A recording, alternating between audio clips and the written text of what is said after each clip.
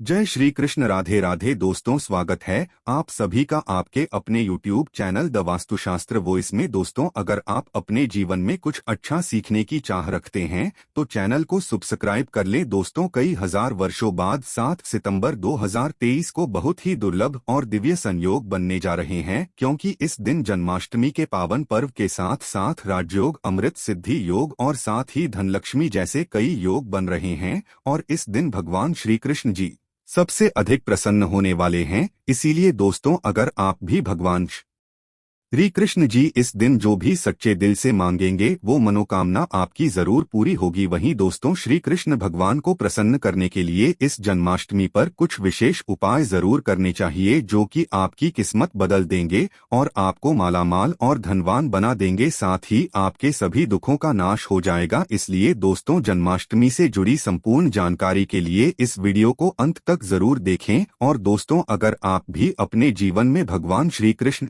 की कृपा पाना चाहते हैं तो इस वीडियो को लाइक करें और कमेंट में जय श्री कृष्ण राधे राधे लिखना ना भूले। दोस्तों, आज की इस वीडियो में हम बात करेंगे कृष्ण जन्माष्टमी साल 2023 में कब मनाई जाएगी, किस दिन आप जन्माष्टमी का व्रत रखेंगे और कृष्ण जन्माष्टमी की पूजा का शुभ मुहूर्त क्या रहेगा और इस दिन आपको व्रत में क्या खाना चाहिए। इसके अलावा हम आपको बताएंगे कि जन्माष्टमी के व्रत का धारण किस समय किया जाएगा और जन्माष्टमी पूजा की संपूर्ण विधि क्या है और इस दिन वो कौन से उपाय हैं जिनको करने से आपकी किस्मत चमक जाएगी और आपकी हर मनोकामना पूरी हो जाएगी। तो आइए शुरू करते हैं। दोस्तों, जन्माष्टमी का पावन पर्व भगवान श्री कृष्ण जी के जन्मोत्सव के रूप में मनाया जाता है। भगवान कृष्ण जी का जन्म भादो मास के कृष्ण पक्ष की अष्टमी तिथि को रोहिणी नक्षत्र में हुआ था और उनके जन्म के दिन को आज भी काफी धूमधाम से मनाया जाता है। जन्माष्टमी के दिन भगवान श्री कृष्ण की आधी रात यानी 12 बजे पूजा की जाती है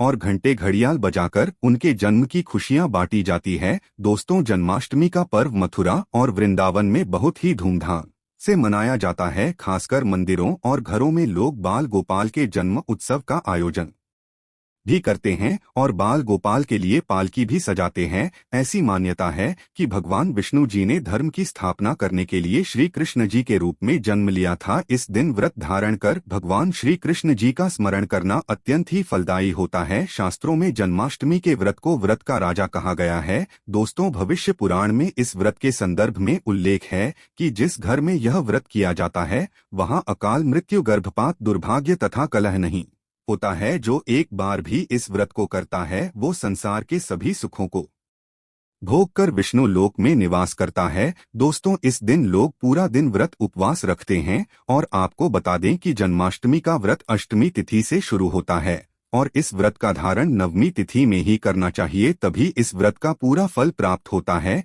इसीलिए जो लोग इस व्रत को रखें उन्हें सप्तमी की रात में हल्का एवं सात्विक भोजन करना चाहिए, साथ ही ब्रह्मचर्य का पालन करना चाहिए। दोस्तों, जन्माष्टमी का व्रत कुछ लोग निर्जला रहकर भी रखते हैं तो वहीं कुछ लोग फलाहार करके भी इस व्रत को करते हैं। दोस्तों, जन्माष्टमी के दिन प्रातःकाल जल्दी उठकर स्नान आदि करके स्वच्छ वस्त्र धारण करें। इसके बाद पूर्व या उत्तर दिशा की ओर मुंह करके बैठ जाएं और अपने हाथ में थोड़ा सा जल, पुष्प और अक्षत ले लें और जन्माष्टमी के व्रत का संकल्प करें। इसके बाद भगवान कृष्ण जी की विधिवत पूजा करें। और दोस्तों, आपको बता दें कि भगवान श्री कृष्ण जी की पूजा निषिद्ध काल यानी आधी रात में करने की परंपरा रही है और कई घरों में रात 12 बजे भगवान कृष्ण जी का जन्म भी किया जाता है। तो जो लोग कृष्ण जी का जन्म रात में करते हैं वे नाल छेदन भी करते हैं और जो लोग नाल छेदन करना चाहते हैं तो उनके लिए बता देते हैं कि 12 बजने से कुछ घंटे पहले ही एक पत्ते वाला खीरा ले ले और उसको थोड़ा सा काटकर उसमें कृष्ण जी को बैठा दे। फिर जब 12 बजे तो भगवान को उस खीरे से बाहर निकालकर एक सिक्के की मदद से खीरे को काट दें। इसे नाल छेदन कहा जाता है। इसके बाद उन्हें सबसे पहले शुद्ध जल से स्नान कराएं, फिर उन्हें पंचामृत, दूध, दही, घी, शहद और शक्कर से स्नान कराएं, तत्पश्चात गंगाजल से भी स्नान कराएं। इसके बाद शुद्ध जल से स्नान कराने के बाद उन्हें साफ कपड़े से पोंछकर उन्हें नए और सुंदर चमकीले वस्त्र धारण कराएं और उनका श्रृंगार करें। इसके बाद उन्हें झूले या सिंहासन में विराजमान करें। ध्यान रहे इस दौरान आप भगवान कृष्ण नाम का जाप करते रहें या राधे राधे बोलते रहे या श्री कृष्ण जी के किसी भी मंत्र का जाप करते रहें। अब आप कृष्ण जी की विधिवत पूजा करें, उन्हें चंदन का तिलक लगाएं, फूल माला अर्पित करें और उन्हें भोग लगाएं। भोग में आप माखन, मिश्री, पंचामृत, नारियल से बनी मिठाई या धनिया की पंजीरी का भोग लगाएं। ध्यान रहे उसमें तुलसी का पत्ता जरूर डालें। इसके बाद धूप दीप जलाकर भगवान श्री कृष्ण जी की आरती जरूर करें और भगवान कृष्ण जी को इस दिन झूला जरूर झुलाएं। दोस्तों, जन्माष्टमी की रात को लोग रात्रि जागरण करके भजन कीर्तन एवं शोभागीत आदि भी गाते हैं। इससे आपको शुभ फल की प्राप्ति होती है। आपको बता दें कि कुछ लोग रात्रि की पूजा के बाद ही अपने व्रत का पालन कर लेते हैं और कुछ लोग अगले दिन सूर्योदय के बाद अपने व्रत का धारण करते हैं। ध्यान रहे कि आप प्रसाद खाकर ही अपने व्रत का धारण करें। दोस्तों, जन्माष्टमी का व्रत लोग अलग अलग तरह से रखते हैं। कुछ लोग इस दिन निर्जला रखते हैं, यानी दिन में पानी नहीं पीते हैं। वहीं कुछ लोग दिन भर उपवास रखकर रात को फलाहार करते हैं, जबकि कुछ लोग दिन में 2 बार फलाहार करते हैं। दोस्तों, इस दिन व्रत में आप रसीले फल का सेवन कर सकते हैं। यह आपके शरीर में पानी की कमी नहीं होने देंगे। तरबूज, खरबूजा, ककड़ी जैसे अधिक पानी वाले फल ले सकते हैं। अमरूद, केला और सेब भी खा सकते हैं और आप दही की लस्सी व्रत के शुरुआत से पहले पी सकते हैं। लस्सी पीने से आपको ज्यादा प्यास नहीं लगेगी। दोस्तों, जन्माष्टमी पर रात को व्रत खोलते वक्त लोग कुट्टू के आटे के व्यंजन और साबूदाने की खिचड़ी खाते हैं। ये दोनों चीजें हल्की होती है और इससे पेट भी भर जाता है, पर यह ध्यान रखें कि व्रत तोड़ते वक्त आपको बहुत ज्यादा भारी खाना नहीं खाना चाहिए, इससे गैस बन सकती है। चलिए अब जानते हैं कि साल 2023 में जन्माष्टमी का पर्व कब मनाया जाएगा। तो आपको बता दें कि जन्माष्टमी कृष्ण पक्ष की अष्टमी तिथि इस बार 6 सितंबर को पड़ रही है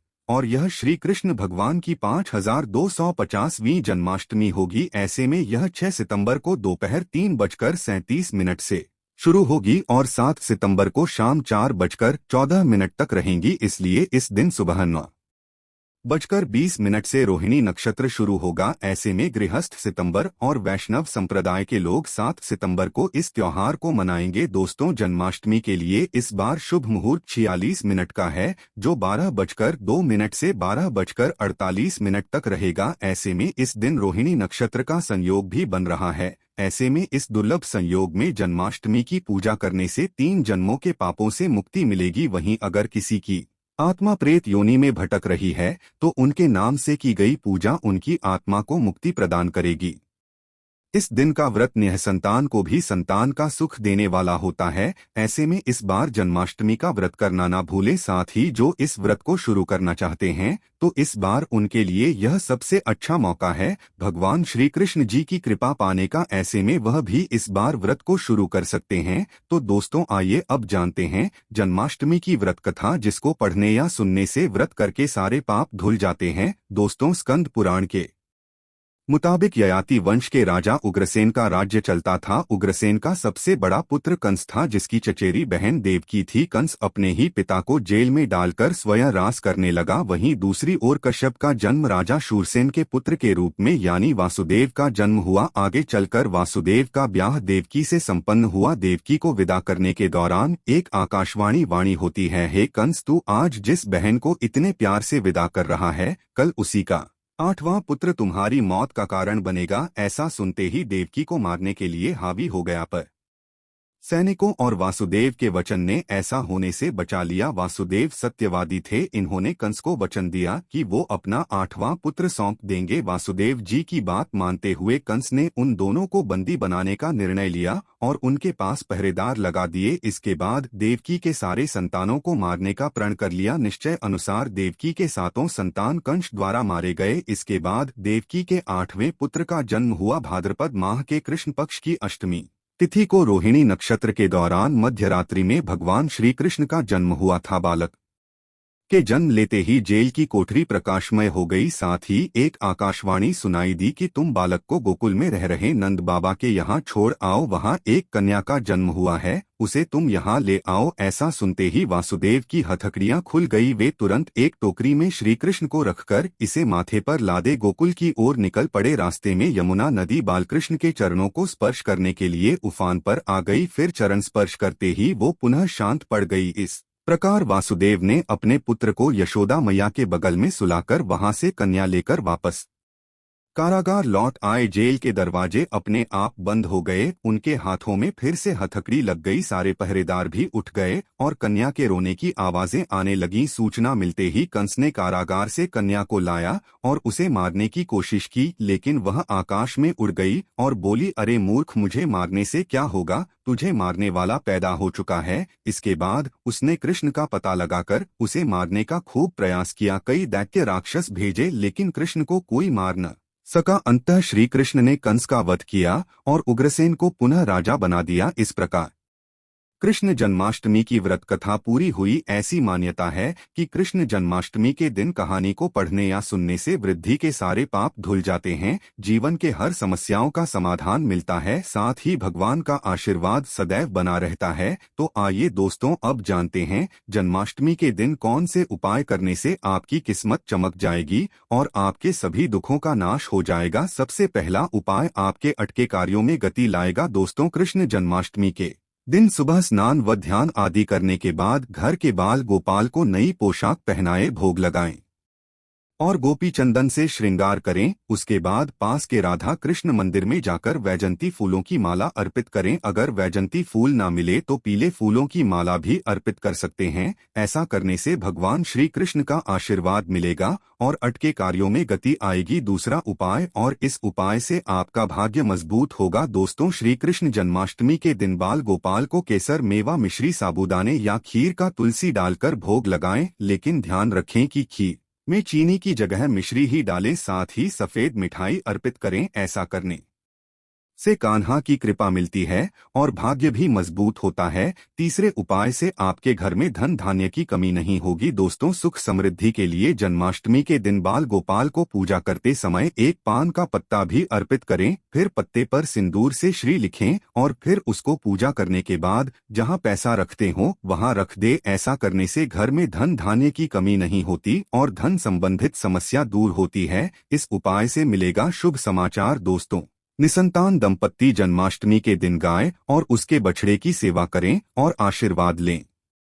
इसके साथ ही गाय और उसके बछड़े की मूर्ति भी लेकर आए और बाल गोपाल के पास मूर्ति को रखकर उनकी भी पूजा करें। ऐसा करने से भगवान श्री कृष्ण की कृपा से जल्द शुभ समाचार सुनने को मिलेगा। इसके बाद गाय और बछड़े की मूर्ति को ईशान कोण में रखना आदर्श स्थान माना गया है। इस उपाय से आर्थिक तंगी होगी दूर। कर्ज की समस्या से परेशान हैं तो जन्माष्टमी के दिन दक्षिणावर्ती शंख से भगवान कृष्ण जी का अभिषेक करें। दक्षिणावर्ती शंख को लक्ष्मी का स्वरूप माना गया है और लक्ष्मी पूजा में इस शंख के बिना पूजा पूरी नहीं होती। ऐसा करने से आर्थिक तंगी दूर होती है और लक्ष्मी जी की प्राप्ति होती है। इस उपाय से व्यवसाय में होगी उन्नति। श्री कृष्ण जन्माष्टमी के दिन सुबह शाम 11 बार तुलसी की परिक्रमा करें और घी का दीपक जलाएं। इसके बाद 108 बार ओम नमो भगवते वासुदेवाय मंत्र का जाप करें। साथ ही कपूर जलाकर उस पर थोड़ी मिश्री डाल दें और कपूर और मिश्री का दान भी करें। ऐसा करने से नौकरी व व्यवसाय में उन्नति होती है। तो दोस्तों, यह थी जन्माष्टमी से जुड़ी सभी महत्वपूर्ण जानकारियां और उपाय जिनको आपको इस बार जरूर करना चाहिए। तो दोस्तों, आपको जानकारी कैसी लगी हमें कमेंट में जरूर बताइएगा। वीडियो अच्छा लगा हो तो वीडियो को लाइक, शेयर, चैनल को सब्सक्राइब करना ना भूलिएगा। मिलते हैं अगली वीडियो में, तब तक के लिए जय श्री कृष्ण। भगवान जी की धन्यवाद दोस्तों।